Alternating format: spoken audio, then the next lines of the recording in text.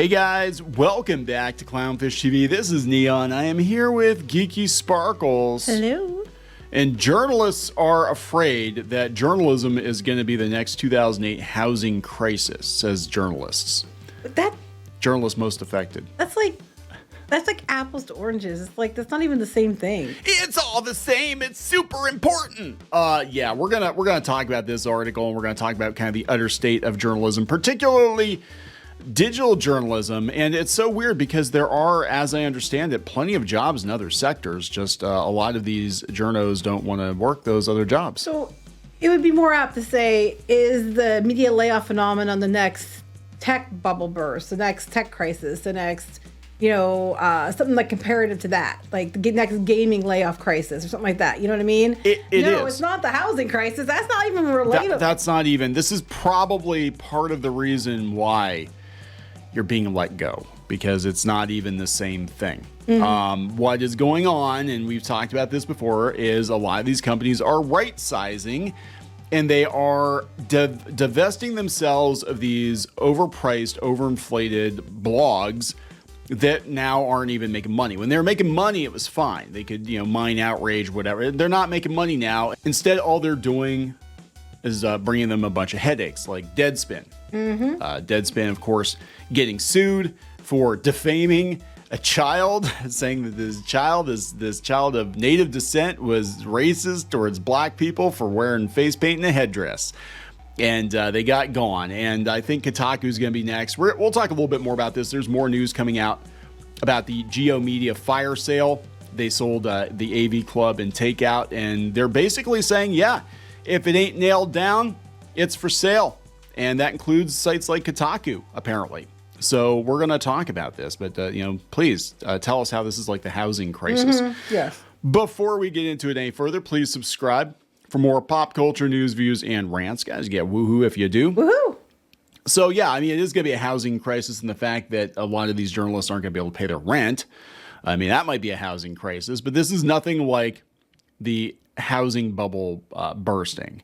The dot-com bubble bursting, yes. The tech bubble bursting, yes. But the housing crisis, I don't know. So this is coming from Al Jazeera.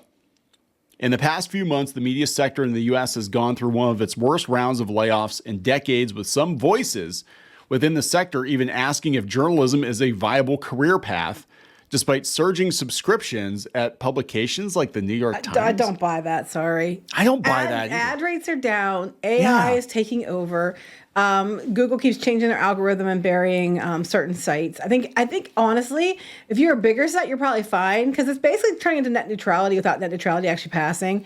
So if you're a big site and have money and will advertise, I'm sure you'll have no problems. But a lot of the smaller ones are getting caught up in it.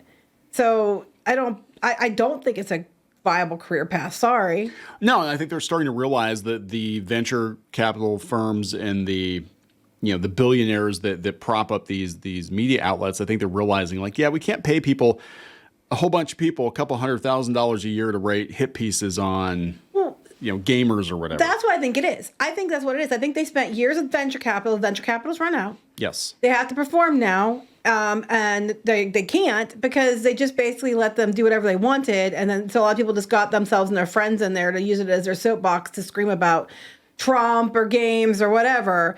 And now that, they don't have the money to keep them there and no one's reading it because they chased away a lot of the customers they had, they're just getting rid of people and selling them. Yeah.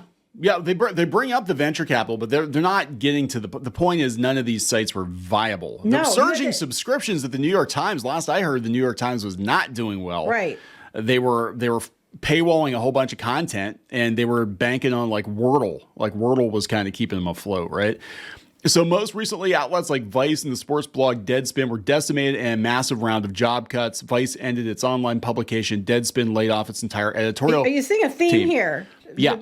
Are you seeing Vice and Deadspin? That's where journalism's dying. What's that tell you? Yes, certain kinds of sites. Right. Now, Vice was a venture capital fueled fever dream, and I talked a little bit about that yesterday. The guy who started it is trying to buy it back now. Isn't that the one Disney invested in? Yeah, $400 million they lost. A bunch of investors, and then they lost their money. Yeah. It was, no one else would invest. So there was that, but Deadspin, the reason Deadspin got sold was because of that lawsuit. Well, they're not saying that. They're not I'm saying sure that, that had a lot to do with it. because they're like, look, these blogs aren't making the money they were making before. So, and we'll talk more about the Geo Media fire sale. Yeah, Kataku is heading for a lawsuit. Yeah. I think guaranteed. if they had a buyer for Kataku, which is used goods at this point, they would absolutely sell it. And I think I'm surprised they haven't got sued yet, but that's just me. Well, I think the reason that they were told to work on game guides was to avoid getting sued while they look for a buyer, because they were already the editors were already out there on Twitter talking about how they're going to write a bunch of hit pieces on these YouTubers and Gamergate personalities and all this shit, and they're probably like, the guy running GeoMedia, was his name Spamfeller, whatever. Jim's. He's probably like, yeah, well, there's another $1 million, and there's another $1 million, and there's another $1 million. Like, I got to get rid of this site, but I got to keep these people busy in the meantime because it has to be active. So yeah, just write game guides. Just write game guides for us. These are the latest in a slew of headcount reductions at countless newsrooms around the U.S. over the past decade at the hands of wealthy owners. The only reason these newsrooms existed, in a lot of cases, artificially, was because of wealthy owners. A lot of these blogs and stuff were playthings for billionaires. The latter Or tax write-offs. Tax write-offs, tax shelters, yeah. The latter overwhelmingly have the backing of some of the biggest private equity and wealth management firms in the U.S. A surge in private equity investment, media experts said, has led to decisions that benefit investors, but not... Okay. A surge in private equity investments in media, experts said, has led to decisions that benefit investors, but not always the companies and their employees, similar to the 2008 housing crisis. No, what happened? Well, it is similar in the fact that what led to the housing crisis was greed. Yeah, they were writing mortgages and loans for people who obviously couldn't pay them. Making a lot of jumbo it like adjustable rate and screwing people out of their homes and stuff. Yeah. Right. But this is not like that, because that affected everybody. That affected the general public. This is basically limited, just kind of like the tech bubble. The journalism, the media bubble bursting is basically just quarantined to media. Now, it feels, again, this is coming from a media outlet, so they're going to feel like the entire world is crumbling. But there are jobs outside of journalism. You could do something else besides be a blogger. But they don't want to do that. Only they are allowed to tell you that. You're not allowed to tell them that. It doesn't work in reverse. Well, it's like I'm seeing people I'm seeing people on Twitter complaining that they're not getting comic book work. And they're like, oh, I need to start a GoFundMe. I need to do this. I'm like, or you could try getting another job in another career field, like most people have to do. I'm just saying you could try that. You could try that. Yeah, so they're talking about Facebook and the audience traffic and how that declined. Basically, they're talking about this I don't agree with. They're licking. Yeah, they're licking balls. They're liquidating the entire industry for profit. No. They said, like in the housing market, financial institutions capitalize on someone else's misfortune to make money from it. In the 2008 recession, it was lenders, etc. In the case of media, shadow banks are going after physical newsrooms and selling them. Yeah, they're being bought and sold as assets, but they always have been. Yes. And the thing is like, you guys were all fine with it when there was venture capital money and you could sit on your ass and get paid a bunch of money to write hit pieces all day. You weren't viable. This is not the same thing as the housing crisis. They're like, well, they've got offices no, this is stupid. The problem with the news media sector is not its visibility. The problem with the news media sector are these locust funds that are liquidating the entire industry for profit. What happened was the entire industry as we know it now, and you're a journalist, you should do a little more digging. And even the guy who started Vice, they did a whole big article on him yesterday, and he laid it out, and he said all this stuff was propped up artificially with venture capital. What they're doing now is they're liquidating to try to get something back, because they all have lost gobs and gobs and gobs of money. Nobody's getting rich off of this. It's the opposite. They basically kept it going as long as it was viable. And now it's like, oh shit, we paid $500 million for a website that we're lucky if we get $1 million out of it at this point. And they're like, oh, they're going to sell the real estate. What real estate? Most of these bloggers work out of their houses. Well, some have offices. Some do, but a lot of the times it's leased. You know what I'm saying? Like, this is nothing. They're like, they're going to squeeze out revenue where they can for as long as they can. That means cutting staff. What do you think it means? Okay, I'm not trying to be that bad person. If you have been working for an outlet and you pivoted to certain things, which the ones you're mentioning are the ones who did, and you doubled, triple, quadrupled down on stupidity, Deadspin looking at you, and you kept doing it, and it was costing the company money, costing it views. People got tired of your outrage bullshit and stopped coming to because you chased away your audience and all that crap. Why would they keep you? How could they keep you? They have to get rid of your ass because they have to sell it now because no one's there. Your job was to do a journalism and bring people in to read it. And you did your version of journalism, your truth, most often, and it bit you in the ass, including that one hit piece on the kid when it was clearly not the case. It was just their truth because they were trying to get clicks. This is so weird. So it's not the same thing as the housing crisis, for fuck's sake. So it's a housing crisis for them because a lot of them, if they don't find a job in another industry, they're going to have to look for new housing. I guess. I'm not saying it's a good thing that people are losing their jobs at all. But I'm just saying you're blaming what you're trying to go out there and gain support. And yes, these places were buying up venture capitalists were looking for things to invest the money in to make money. The problem is if you had made money, it would be different, but you didn't. And now you're like a fraction of the value of what they paid for it. They got to get rid of it because they can't afford to lose anymore. They're not going to keep you just because they're nice. Yeah, this happened with, I remember a bunch of video game sites that CBS bought, and they paid I think it was like $500 million. And then they had to do a fire sale. A couple of years later, they sold them for $50 million. And it was like Giant Bomb and GameFAQs and a bunch of other, GameSpot, I think was one of them. But they bought a whole bunch of these sites. And so they're watching the money blow out the window. And you can only write that shit off for so long. And he basically said GeoMedia is basically like, we basically give it 6 to 10 years, and then we flip it. But it's like at this point, I think they're just flipping it because it's like the entire advertising market is collapsing. Everybody's affected. And they're just like, well, we know that they're selling subscriptions to New York Times, so they should be keeping more people. We know they probably have real estate and shit. Do you know if they're paying people to work at it? Do you know what BuzzFeed was paying people? Like somebody leaked the salaries of BuzzFeed, and they were getting, a lot of them getting 6 figures to write bullshit on BuzzFeed. And BuzzFeed's even like, yeah, we're going to have to use AI just to survive. Well, I think AI is the biggest problem. Yeah. I think AI is one of the huge problems here that you're running into. Well, you don't have to worry about getting sued. Yeah. And AI is part of the problem too. But I mean, it's like also you guys didn't do so many favors the last 5 or 6 years with the shit you've been doing. So this is what it's really about. And that's going to take us right into the GeoMedia. They're like, Great Hill Partners acquired, that would be GeoMedia, acquired all these sites in 2019 and drastically shifted Deadspin's editorial vision. The publication was told them to stick to sports. Yes. The publication was a sports-centric one that also housed vibrant cultural commentary on a variety of topics. At the direction of the new owner, the publication was directed to stick to sports. Because they were getting complaints because they were supposed to be a sports outlet and they were talking about, a bunch of other shit they weren't supposed to be talking about because they're trying to all sit there and make it their political soapbox. Yeah, and they were told, look, they were warned. It wasn't like they weren't given a warning. They were warned. You stick to sports. Shit.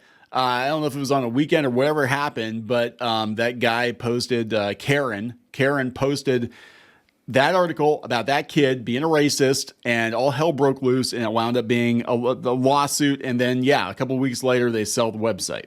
To another sports outlet. But they fired everybody. Stick to sports. And they're like, yeah, but they're firing people as they do it. I'm like, you don't understand. When you sell a business, basically, it is up to the new owner what they want to do with the employees. In a lot of cases, in a lot of cases, it actually resets the employment agreements, and the employees have to make a new agreement with the current owner. Sometimes they'll just fire people just to get rid of dead weight to get someone to actually buy it. Yeah. If you're not going to buy it when you have all these people who are going to demand the moon from you. Right. People aren't going to buy it. So the team that got you guys in this multi-million-dollar lawsuit over this kid, do they come with the site? Oh, they don't? Okay, cool. We'll take it. And I think it's the same with Kataku. I think the reason that Kataku isn't getting sold because somebody would buy it just for the domain name because it has weight because of the age of the domain. The reason is they don't want the staff. They don't want the headaches. Kotaku does not have a positive connotation to it anymore. No, it doesn't. Somebody was joking online about buying it and turning it into like the most dude bro gaming site out there. That'd be hilarious. I just like to see it. I buy it and just make it an actual journalistic site that, wasn't like all about the stupid thing we've been seeing lately. And they actually did their damn job. This is funny. They're like, well, Geo Media lied before, but now they're telling the truth. Geo's not in a financially dire position, according to Spamfeller, who told Axios, we're not strapped for cash. No, you're not going to tell people you are because they're going to lowball you. But they also invest in other stuff. It's not just the websites. They have other stuff. And the other stuff is probably making money, and these websites aren't making money. They're supposed to continue to lose money just out of the goodness of their hearts because these people don't want to quit writing about, they refuse to write about what they're supposed to write, even when they're warned. Yep. They perpetually just keep driving people off, and they go onto Twitter and cause more drama and just keep turning people off. But you're supposed to just keep them there because they're them. Pretty much, because journalism's important, guys. We don't. I just don't. Yeah, journalism is important, but we don't have anything that's mostly actual journalism anymore. Yeah. Here we have Kataku, but yeah, this was yesterday. I covered it in the other video, but there's a little more information. But yeah, they sold the AV Club to Paste Media, which was Paste Magazine. And they bought Jezebel off of Geo Media too, but they didn't transfer the entire staff. But they're selling these websites off to whoever will take them. They're not selling the whole thing. So they got these websites from Univision, who bought them off of Gawker. Univision couldn't sell them for years.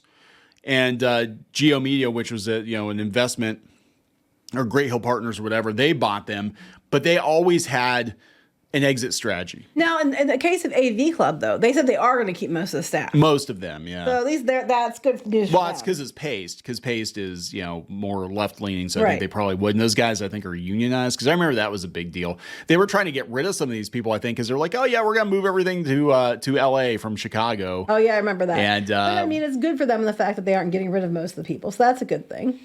Yeah, for them.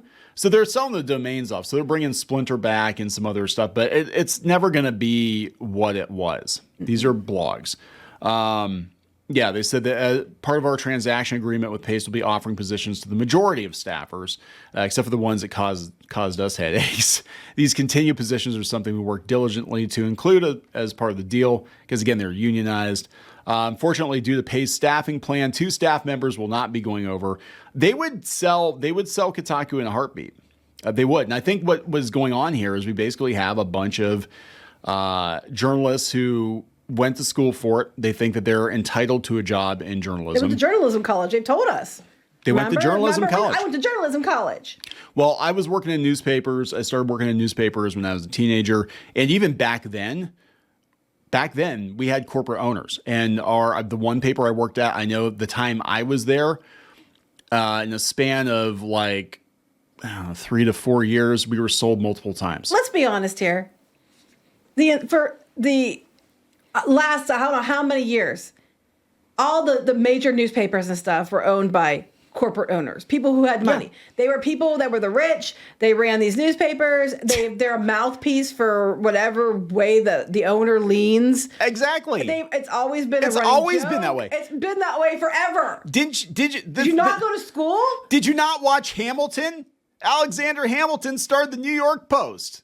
He had a bunch of money to start it. It takes money to start a newspaper. It takes money to start a website. I'm just saying, it always has been this way. Benjamin Franklin freaking had a newspaper. Well, even if they're smaller sites, they get bought up by big corporations. But it's been that way. It's been that way. Who started this stuff? Condé Nast, where do you think they came from?